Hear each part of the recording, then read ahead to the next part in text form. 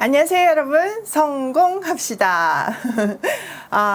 요즘 성경 공부 채널에 조회수가 좀 떨어졌더라고요. 그리고 새로 유입되는 사람들 수도 좀 줄었고요. 사실 성경 공부라는 것이 꾸준히 한다는 것도 쉽지 않고, 또 이 말씀의 내용을 제가 설명을 하는 거잖아요. 이것도 매일 본다는 것이 하나님께서 은혜 주시지 않으면 할 수 없다는 걸 너무나 잘 알기에 그냥 이해가 되고 그냥 그렇구나 이렇게 생각을 했어요. 어떻게 보면 그냥 너무나 당연하다고 생각을 한 거죠.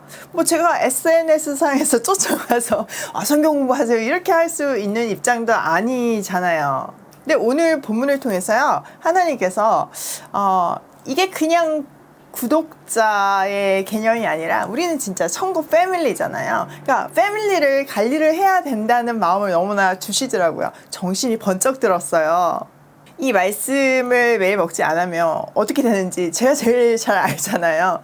근데 말씀을 먹지 않고 또 어떤 독초를 먹고 있을지도 모르는데 제가 두 손 놓고 있었다는 것은 좀 아닌 것 같아서 정말 간절하게 기도하기 시작했어요. 여러분, 말씀은요, 들음에서 나요.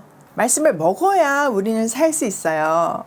그래서 저도 한번 방법을 연구해보고 노력해 보려고요. 여러분도 여러분 주위에 있는 목마른 영혼들 한번 챙겨봐 주시고요.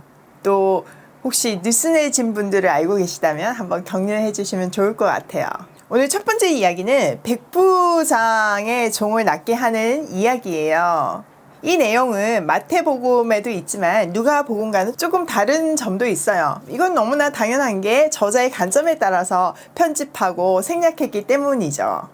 자, 한번 볼게요. 1절, 예수께서 모든 말씀을 백성에게 들려주시기를 마치신 후에 가버나움으로 들어가시니라. 누가는 말씀을 마친 후에 가버나움으로 갔다고 되어 있는데요. 마태복음에 보면 산상수훈 후에 이 가버나움으로 오신 것을 알 수 있어요. 2절, 어떤 백부장의 사랑하는 종이 병들어 죽게 되었더니. 자, 이 백부장의 직함은요, 로마 군대의 한 중대장쯤 되는 계급이라고 보시면 돼요. 이 로마는요, 이런 군인에 대한 대우가 되게 좋았는데, 특히 이렇게 해외 주둔 군인 경우에는 여러 가지 혜택이 주어졌대요. 그러니까 이 백부장은 굉장히 가진 사람이었다는 것을 알 수 있죠. 그런데 이 백부장의 종이 거의 병들어서 죽게 되었는데, 주인인 백부장이 그 종을 살리려고 노력하는 장면인 거죠. 당시 종의 신분을 한번 생각해 볼 때 굉장히 인간적인, 인간에게 많은 사람이었다는 것을 알 수 있어요. 자, 3절. 예수의 소문을 듣고 유대인의 장로 몇 사람을 예수께 보내어 오셔서 그 종을 구해 주기를 청한지라. 자, 이 백부장은요, 이미 예수님의 소문을 듣고 있었어요. 자, 아까 믿음은 들음에서 난다고 했죠. 계속 들음으로 인해서 예수님에 대한 믿음이 있었던 거죠. 그래서 유대 장로들을 보내서 이 종을 낫게 해달라고 부탁을 하는 거예요. 여기에 특이한 점 하나가, 유대 장로가 백부장의 부탁을 듣고 지금 예수님께 청하러 왔다는 거예요. 사실 유대 장로하고 백부장은요, 사이가 좋을래야 좋을 수가 없어요. 백부장은 지금 로마의 주둔군이잖아요. 그리고 로마인이니까 이방인이고요. 유대인들은 선민사상도 너무 강했고 또 민족주의가 너무 강했는데, 지금 백부장은 식민지 주둔군의 리더니까 사실 관계가 좋을 수가 없었어요. 근데 왔다는 거죠. 자, 무슨 사연이 있을까요? 4절, 이에 그들이 예수께 나와 간절히 구하여 이르되 이 일을 하시는 것이 이 사람에게는 합당하나이다. 그가 우리 민족을 사랑하고 또한 우리를 위하여 회당을 지었나이다 하니. 유대 장로들이 이 백부장을 평가하는데 그 사람은 지금 이런 은혜를 받을 만한 합당한 사람이라고 얘기하고 있어요. 세상에나 그 백부장이요, 유대인들, 자기 식민지 국가죠. 그 사람들도 너무나 사랑해서 회당까지 지어줬다는 거예요. 유대 장로들이 그냥 시켜서 온 것이 아니라, 협박에 의해서 온 것이 아니라 진짜 백부장을 진심으로 사랑하고 정말 부탁하고 싶어서 왔다는 것을 알 수 있어요. 사실 입으로만 친한 척 하는 사람들 많고 마음속으로 이용하려는 속셈으로 막 친하게 지내는 사람들도 있잖아요. 또 믿음을 막 떠올리는 사람도 있어요. 근데 백부장이 회당을 지어줬다는 거는요, 삶에서 그 사랑하는 마음을 또 그 믿음을 보여주는 사람이었다는 것을 알 수 있어요. 자, 6절. 예수께서 함께 가실새 이에 그 집이 멀지 아니하여 백부장이 벗들을 보내어 이르되 주여 수고하시지 마옵소서. 내 집에 들어오심을 나는 감당하지 못하겠나이다. 그러므로 내가 주께 나아가기도 감당하지 못한 줄을 알았나이다. 말씀만 하사 내 하인을 낫게 하소서. 나도 남의 수하에 든 사람이요 내 아래에도 병사가 있으니 이더러 가라 하면 가고 저더러 오라 하면 오고 내 종도로 이것을 하라 하면 하나이다. 예수님은요, 그 유대 장로들의 청을 듣고 이제 백부장의 집으로 가셨어요. 백부장의 집 근처에 가니까 백부장이 자기 친구들을 보내서 자신을 주님을 자기 집으로 모실 만한 그런 자격이 없음을 고백해요. 그리고 자기가 굳이 자기가 직접 가지 않고 장로들을 보낸 이유도 밝히고 있어요. 유대인의 입장에서 자기는 이방인이니까 주님께 감히 나아가지 못했던 거죠. 그리고 말씀으로 종을 낫게 해달라고 간청해요. 그렇게 말한 근거가 8절에 잘 나타나 있는데 자기는 상관을 모시는 사람이고 자기 밑에도 수많은 부하가 있다는 거죠. 그런데 그들은 다 명령에 의해서 움직이기 때문에 주님이 명령만 하시면 다 이루어질 거를 안다는 거죠. 여러분, 군대의 세계는요, 질서가 굉장히 중요하고 명령 하나로 일사불란하게 움직이잖아요. 그러니까 이 백부장은요, 예수님을 통치자로 본 거예요. 만유가 예수님의 권세 아래 있고 자기도 그 권세 아래 있음을 고백하고 있어요. 그러니까 주님 명령만 내리십시오. 그러면 만유가 움직여서 종이 낫게 될 것을 저는 믿습니다. 이렇게 놀라운 고백을 하는 거예요. 자, 9절. 예수께서 들으시고 그를 놀랍게 여겨 돌이키사 따르는 무리에게 이르시되 내가 너희에게 이르노니 이스라엘 중에서도 이만한 믿음을 만나보지 못하였노라 하시더라. 본에 어떤 사람들이 집으로 돌아가 보매 종이 이미 나아 있었더라. 예수님은요, 그의 믿음의 고백을 듣고 이스라엘에서도 이렇게 믿음 좋은 사람을 본 적이 없다고 말씀하세요. 그리고 신부로 왔던 사람들이 집에 와서 보니까 이미 그 종은 나아 있었어요. 우리는 백부장의 케이스를 통해서, 우리는 백부장을 통해서요, 말씀을 듣는다는 것이 얼마나 중요한지를 깨달아요. 그는 예수님을 직접 본 적이 없었지만 말씀을 들음으로 믿음이 생겼고 그 말씀에 순종하는 삶을 살고 있었어요. 예수님의 권세 아래에 종으로 살고 있었던 거죠. 참 대단한 믿음의 사람이었던 것 같아요. 근데 정말 그의 믿음이 참 믿음이었다는 것을 우리가 볼 수 있는 거가, 일단 공동체에서 4절에 그는 은혜를 받을 만한 사람입니다, 이렇게 평가했잖아요. 또 스스로가 6절에 저는 자격 없는 사람입니다, 이렇게 평가했어요. 그리고 예수님도 이만한 믿음을 이스라엘에서 본 적이 없다고 하셨어요. 정말 아름다운 인생인 거죠. 우리도 보고 들은 말씀을 삶에서 보여내는 인생을 살기를 소원해요.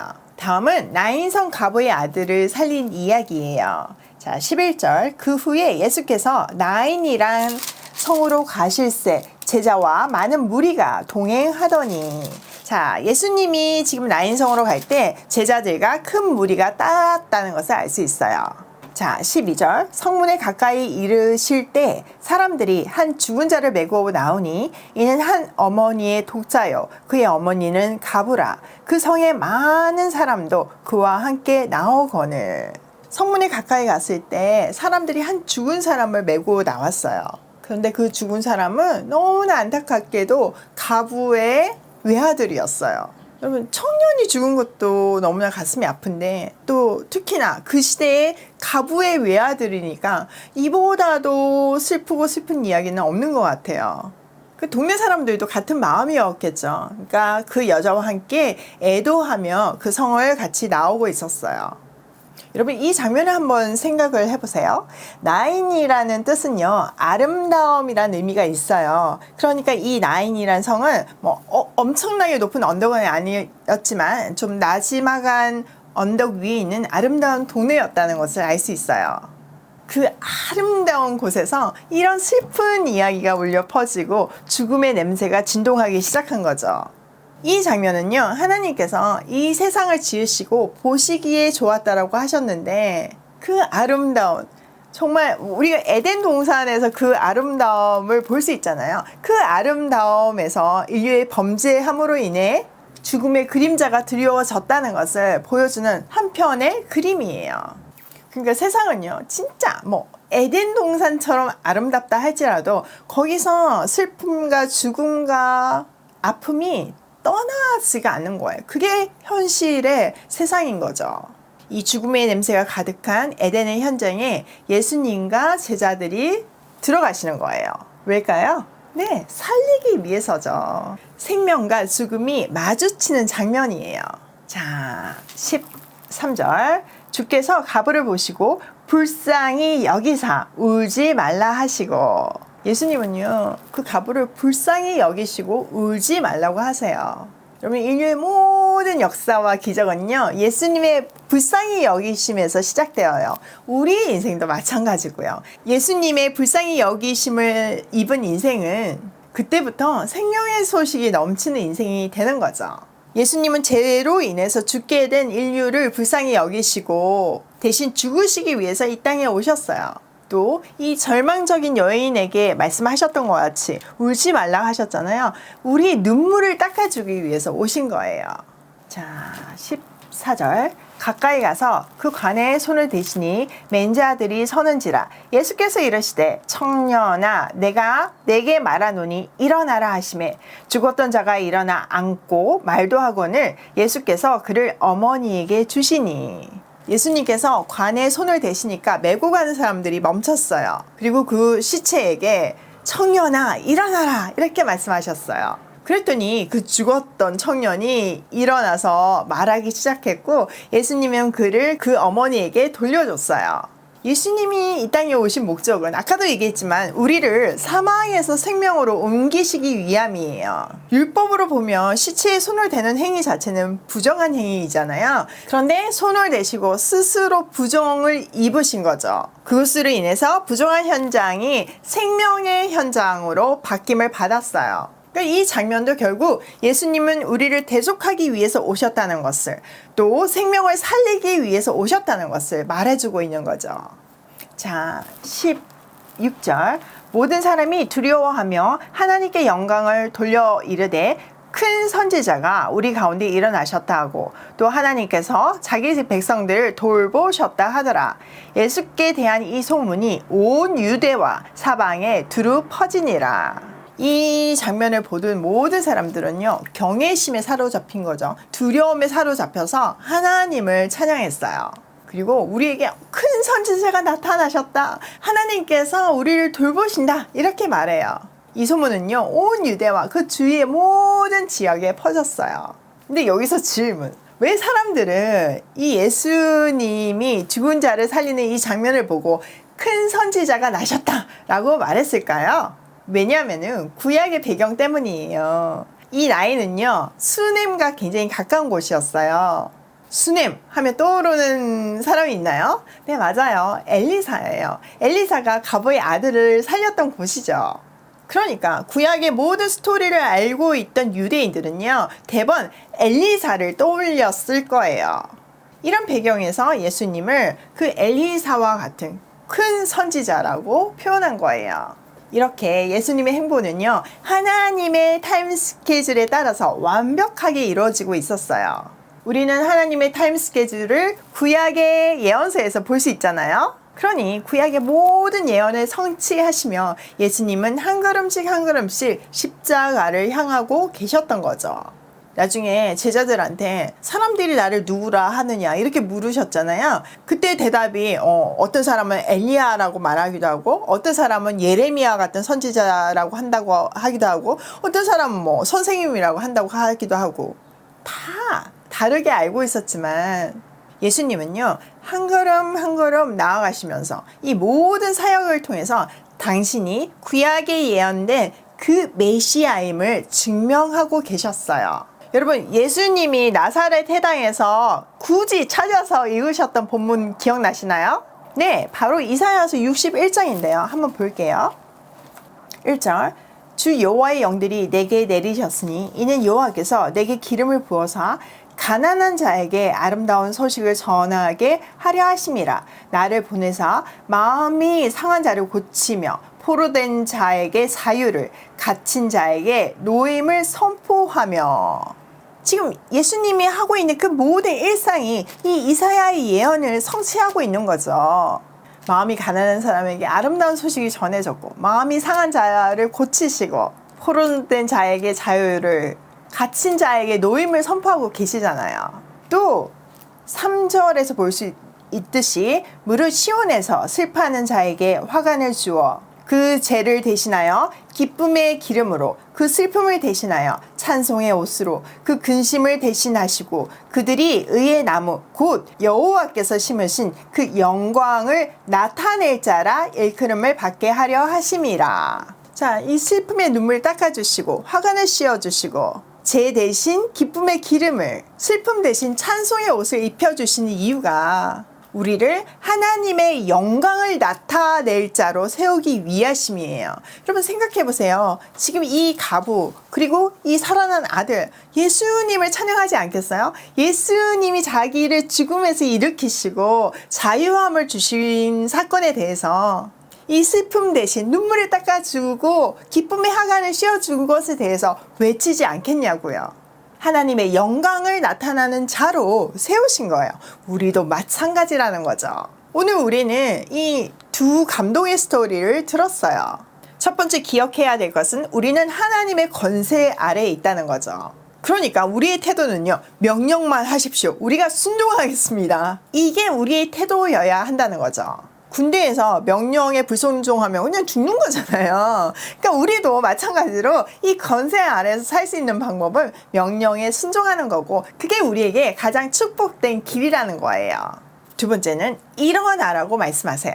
죄가 있는 우리는요, 사망과 죽음의 권세 아래서 포기하고 절망하고 타협해요. 그런데 그런 우리에게 예수님이 일어나라고 말씀하시는 거예요. 사망 권세를 깨뜨리신 분이 너희도 그 사망 권세가 깨뜨려졌으니까 일어나라고 하시는 거죠.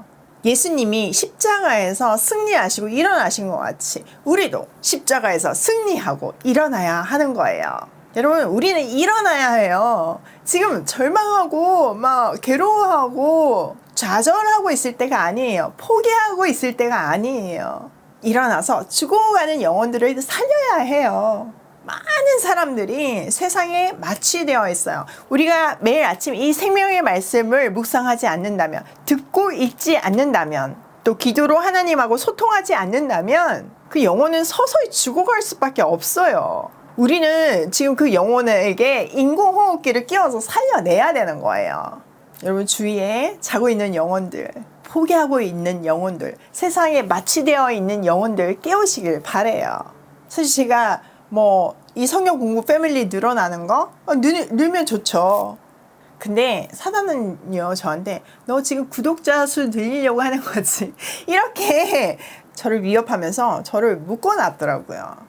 그거 아니잖아요. 우린 지금 생명을 살리기 위해서 같이 천국 패밀리가 돼서 말씀을 묵상하고 천국 문화를 확장해 나가려고 하는 거잖아요. 우리 스스로부터 깨어나야 하는 거예요. 오늘도 때를 얻든 못 얻든 생명의 말씀을 전하며 어떤 명령이든 순종하는 발걸음으로 고고싱해요.